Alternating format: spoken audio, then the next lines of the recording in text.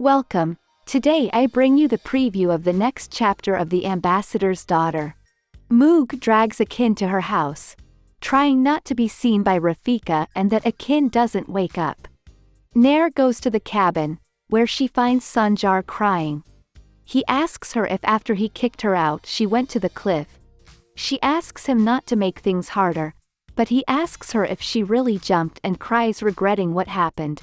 So Nair hugs him while they both cry. Angry Manek goes to her house. Nekdet complains to her for taking so long.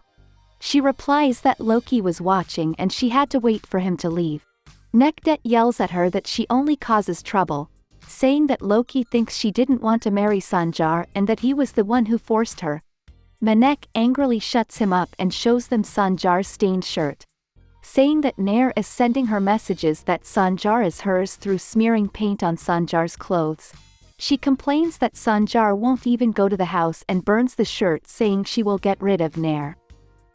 The next day Manek demands Nekdet to find Nair's address. He agrees, but his mother asks him what he will do to Nair when he finds her, saying they have gotten in trouble before for hurting her. Manek says he must find something on Nair that can make Sanjar hate her, as Nair must have something to hide. Nekdet throws it in her face that she has Loki. Manek remembers Geddes and says that with him he will be able to get rid of Nair, as maybe Geddes and Nair have something, and if not, he will make it look like they do, so he offers Nekdet money to investigate Geddes.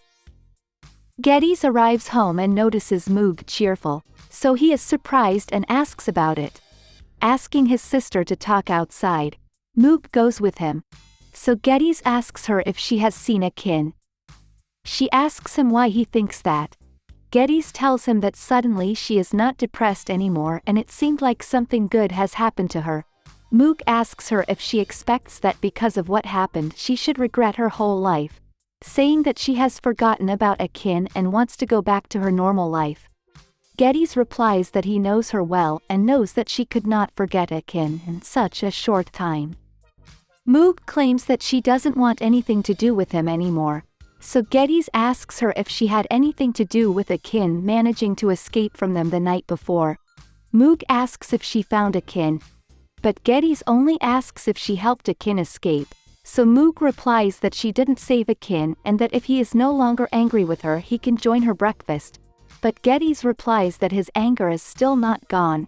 Moog says that she will then wait for him to forgive her as someday his anger will go away. Moog leaves and trying not to let Geddes follow her she goes to see Akin, who is tied up in the bathroom. She greets him and comments that Geddes asked about him and she told him that she didn't save him as even though she took him she has no reason to help him as because of him her brother hates her.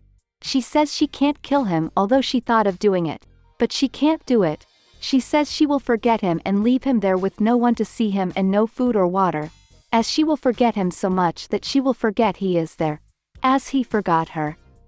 Akin squirms, so Moog leaves after asking him if it would be better for Sanjar to find him. Nair wakes up and worries that Sanjar has gone after Akin, but finds him in the cabin. He tells her that Akin escaped and they talk about Zara. Nair asks if he plans to look for Akin, but Sanjar doesn't answer.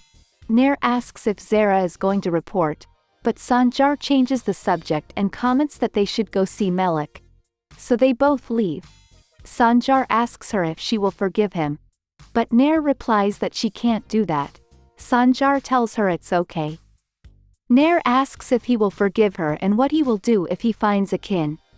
Sanjar looks at the marks on the olive tree and sits there. Nair tells him that he is no different than the Sanjar who unfairly kicked her out of the house.